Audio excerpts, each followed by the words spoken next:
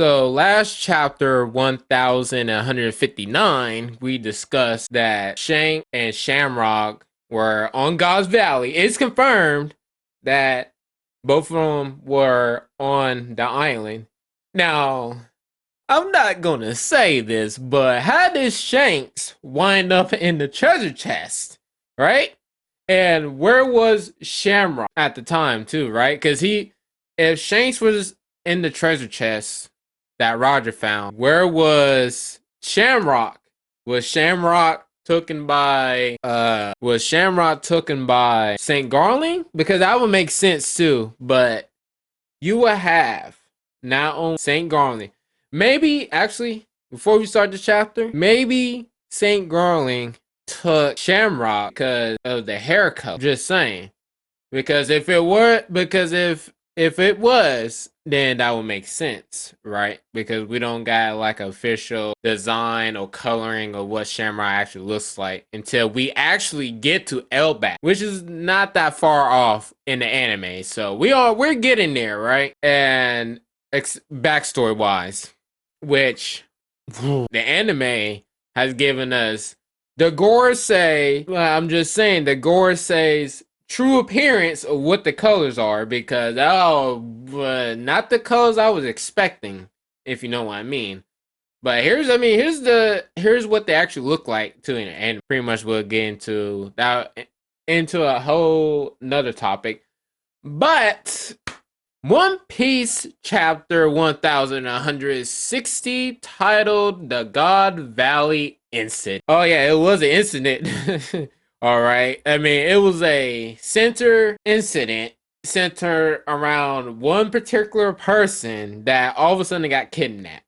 So, let's go ahead and jump into this, because it already starts off where you got a bunch of celestial dragons, and I mean every single celestial dragon around what I call this, basically like a show and tell, mostly, like, and all of them are mad for some reason. So oh yeah, I don't know why, because Saint Garling, I don't know how he found this out, but he found out that the Davy clan is on God's Valley, which unfortunately ties into why he stabbed. Why? That's still like, it eludes me that a celestial dragon that has a kid will take their wives back to that. That's gonna be a whole nother video. So some celestial dragon says this: behold, the Davy clan. And one celestial dragon off to the side says, that loathsome clan or lineage, they've been hated since their ancestors' time. No one would even try to show them any love. And one of them shouted, are they buccaneers too? It's too dangerous to allow them to live. Exterminate them. This day will go down in history. Oh, well, there you go. And you have Saint Saturn and Saint Garland to the side, off to the side.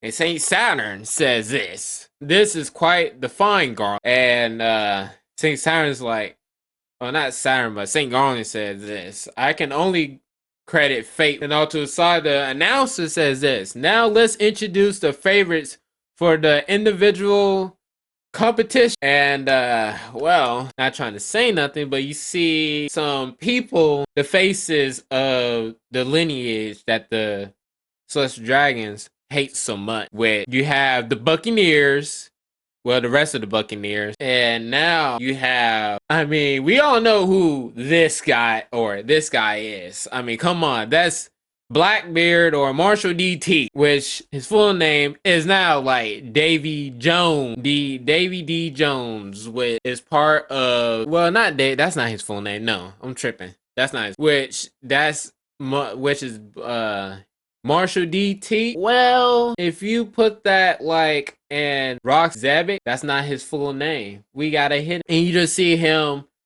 Black Teach with his mom, his birth mother, with them hugging him.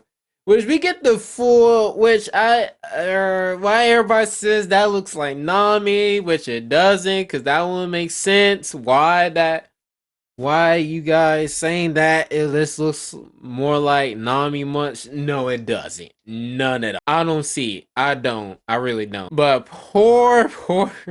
When this gets animated, I'm telling you, when this gets animated, I'm gonna be like, yeah, I knew.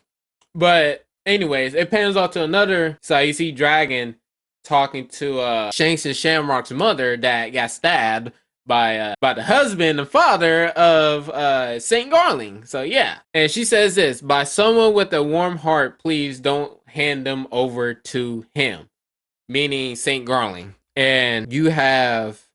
Well, I mean, you already know what happened to St. Garland's wife. I mean, she perished. You and your children may be strangers to me, but I want to help. So, Dragon instantly takes off to find those two children. So, he's on the mission now. And off to the side says this: if I can't do that much, then I've no business standing. You go. So, on to the next panel, you have the announcer.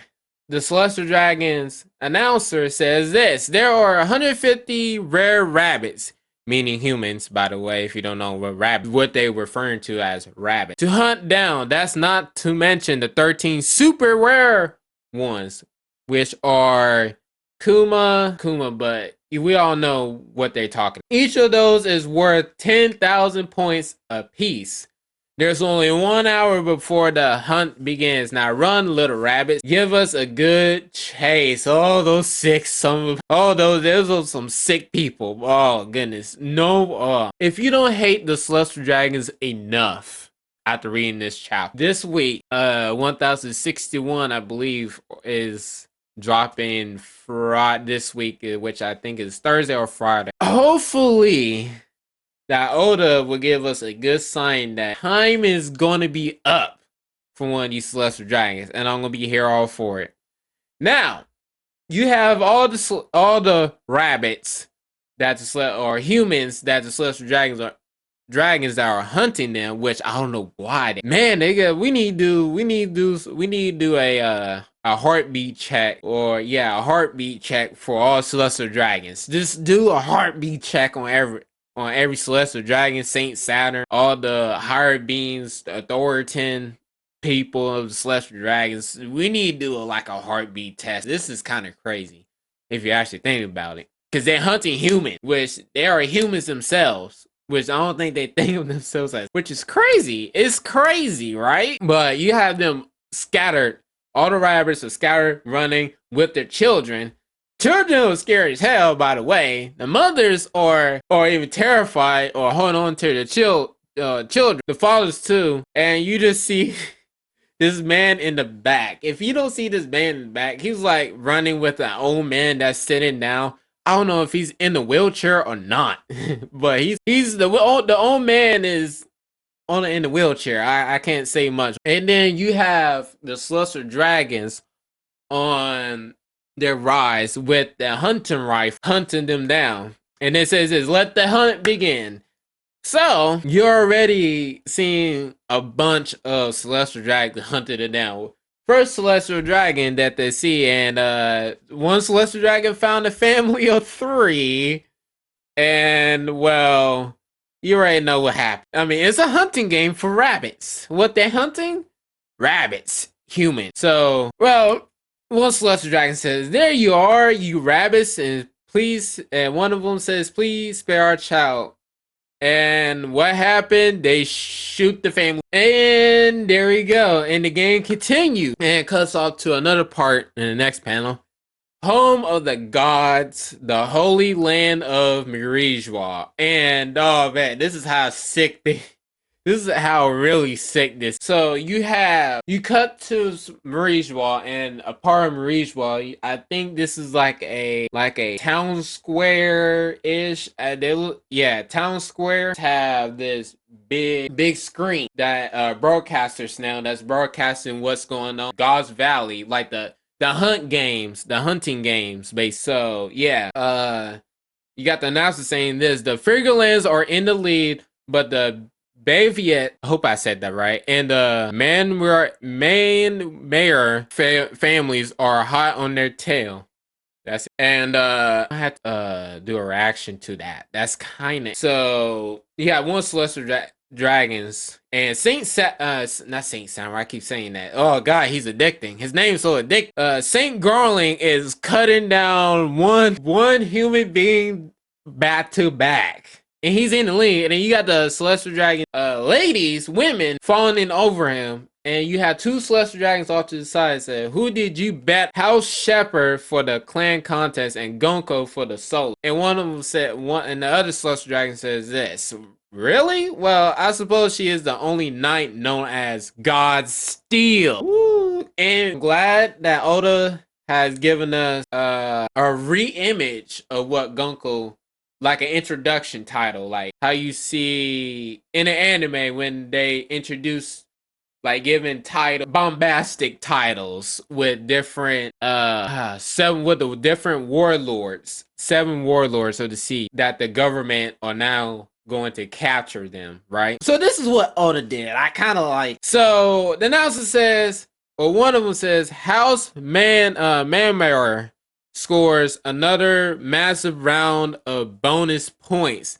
And you don't see Gonko piercing each and every human being. Rabbit, I'm gonna revert rabbits from now on. So rabbits, when I say rabbit, yeah, just to clarify. So you have Gonko piercing sick the rabbits with their with her arrows, with her devil fruit arrow, and they go straight through with dropping 3. And you just see the full title: God Steel, House Manware, Main Mirror, Saint Gonk. I gotta say, this outfit right, Kate. Thank God. And you just have the Marines, right? The Marines just doing like a thorough sweep of the towns and buildings and everything, just to make sure nothing goes anywhere.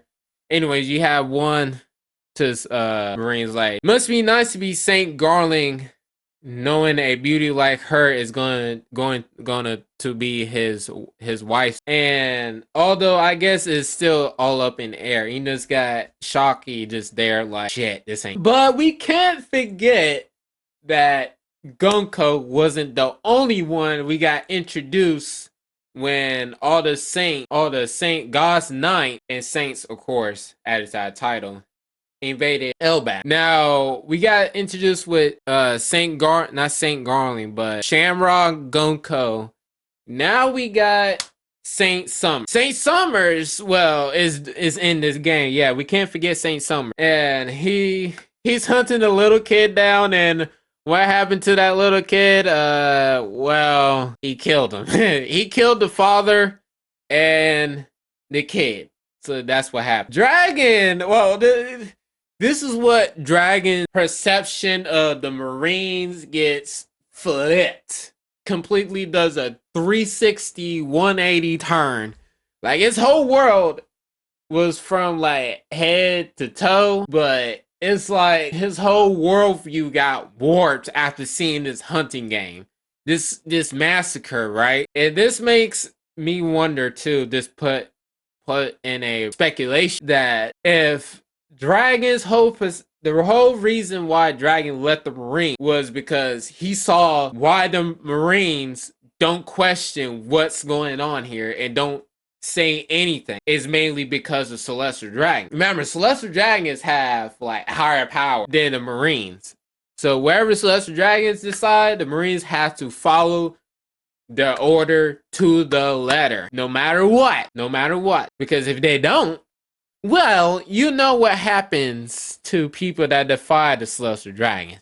They get popped in the head with a rifle, pistol, or a golden pistol, or with a rocket launcher, or something else. I don't know what they use. A whip, sword, stab, torture device. I don't know what they're going to use to punish Marines like that defy their orders, defy their will. So, yeah. But you got Dragon just sitting there, just taking in on this death around, this inhumane death around. So what I'm trying to get at here is, if Dragon's perception is warped, what does that say about his father, Monkey D. Garp? Put that food for thought. Because if this can turn Dragon, why isn't Garp leaving the Marine. That makes you wonder, why isn't Guard resigning the Marines? And just like, oh, you know what? I'm retiring, right? Because if he knows this shit is going on this island, on God's island, and any other islands around the world, why is he saying that? Makes you wonder, right? So yeah, Dragon's like is about to puke, and then he sees, like, he hides, but then he hears like a footstep that sounds like a celestial dragon, and he hears him say that it's here. The Buccaneer brat worth 10,000, right? And before that, you had this panel off to the side, right? I assume everyone's present, and a Marine officer says this. Naturally, sir. Where the hell did that dragon kid go? Don't tell me he went to meddle with what's happening on the island. Well, can you blame him? Because what he's seeing is the truth of what the Marines are saying. Because it's kind of wild. Dragging off to the side is saying, why not to the side, but hiding behind a tree to see what's about to happen. And he says this, he sees young Vonkov saying, talking to Kuma and Jenny and the rest. And Dragon to our side said they've still got hope. But you had this lesser dragon, this ugly mofo, about to take his shot on Kuma. And he says this, that's 10 kills in a row for my prize rifle. And before he takes that shot, Dragon takes the shot. But it wasn't directed at Kuma and the rest and Vonkov and the rest. No. It was directly at the Celestial Dragon. Dragon did not punch a Celestial Dragon. He shot a Celestial Dragon. And for good reason.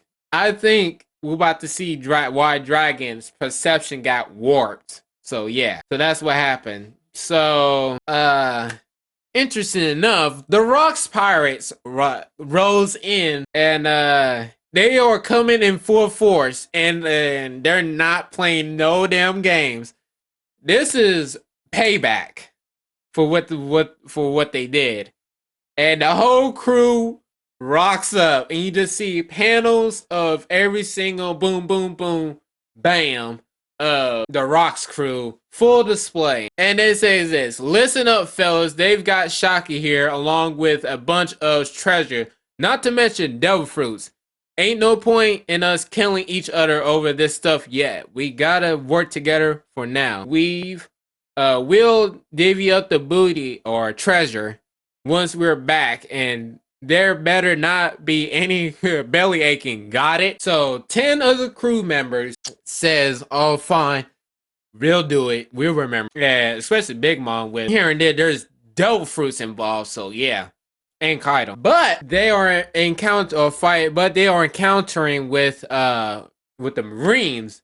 So Rox ends up saying this: give up, you lousy Marines.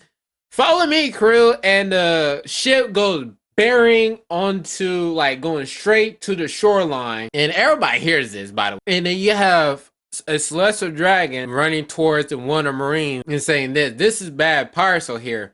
What is the Navy doing? If anything happens to us, we'll hang you all. And Dragon gets a message from transponder. He said, come in. Please be advised, the West Coast is a danger zone. And it continues, the Roger Pirates have docked there. And you just see Dragon with the 2 babies. And I gotta say, Dragon played safe here. He took the 2 babies and, like, you know what? And dipped and ran before anybody notices. And Dragon's saying, take to him, say, it's a miracle you're not both crying after all this. Which I'm trying to tell you, it's weird for them not to cry after. And yeah, one of the Marines says, get the Celestial Dragons to the center of the island. Don't let them get hurt. Now, to the other panel, you just see the Roger Pirates on full display with all their pirate members, and all of them say, Roger says, I'm here to save you, Shocky. You guys have no chance with her. Focus on stealing the treasure. And it says the Roger Pirates on full display. So, oh man, this is actually gotten good. I like how what Oda's, and you just see all the Roger Pirates going straight to where Shocky is. However, St. Garland's like, Shit, well, the games are over. Well, we can make that up by hunting some pirates down. So you have St. Garland and the rest of the God's Knights on full display now. And one of them says, pull those Marines, or I think it was St. Garland, pull those Marines back and see to it that the Celestial Dragons or protect the Knights of God around. So yeah, you had the Knights of God or God's Knights on full display, right? So here we go. Here we go. Full three-way fight. Oh wait, I can't say full three fight. It's a four-way fight. Yeah. Now they say one announcer says parts keep coming one after another. We don't even know their objective. We all know what their objective is. And before anybody gets to their objective, basically, right, Roger and Rock do anything, they see a giant ass like explosion like in their faces, and they both look like, what the hell? And it's Vice Admiral Garp. I'm here. Reinforcements have arrived. Garp's fleet, and you just see Garp and the rest of his fleet and his people behind you on full display. And you got the Marines in the back say, woo, we're saved. The legends have assembled. So like I said, a four-way,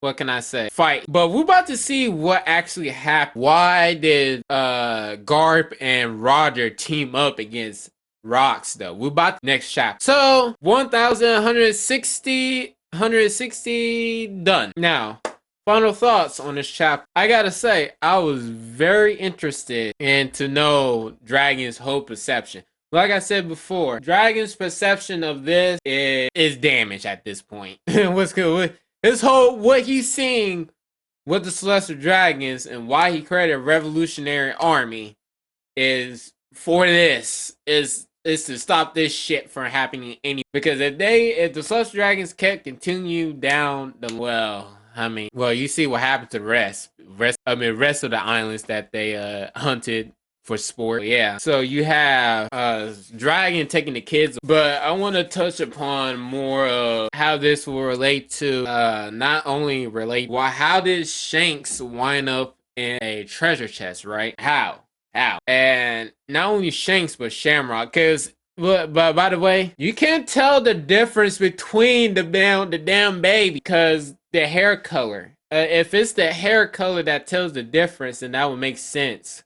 But they're twins. Can't tell the difference between Shanks and Shamrock, right? So yeah, that's another thing that's kind of got on my nerves. So, okay, what's the difference, right? One has short hair, one has long hair. One has a beard, one doesn't have a beard, right? So yeah, and you have the God's Knights, Garp's fleet arriving, mobilized. Roger's crew mobilizing, and Rock's crew mobilizing. So all of them are on the army. This is a four-way fight. And there's gonna be some heavily casualties on all sides. So we may not know what's gonna happen. That's my opinion. But if you like this chapter, this video, if you new here, subscribe, like, and comment down below if you think Shank got put in the treasure chest by Dragon. And I know what you're going to say. That's impossible. But it may be possible because not like the treasures island. Dragon probably went like a treasure chest on just placed a random baby in the treasure chest. It may be Dragon that did that. Just check this out. It may be Dragon that placed Shank in the treasure chest. Problem solved. Not problem solved, but mystery uncovered. It's Dragon that's putting the babies in the inside of treasure chest. Come on now. The One Piece world is a strange place, but if Dragon mysteriously out of nowhere plays every single like plot device like Shanks into a a baby Shanks inside a treasure. And no, and mind you, there was a panel where Dragon kind of like, how can I say it? He silently like took the babies without the Marines knowing. That tells you a lot. But yeah, that's my that. Comment down below if you think Dragon is the one that put Shanks into inside a treasure. So yeah, thank you again, and see you next adventure later.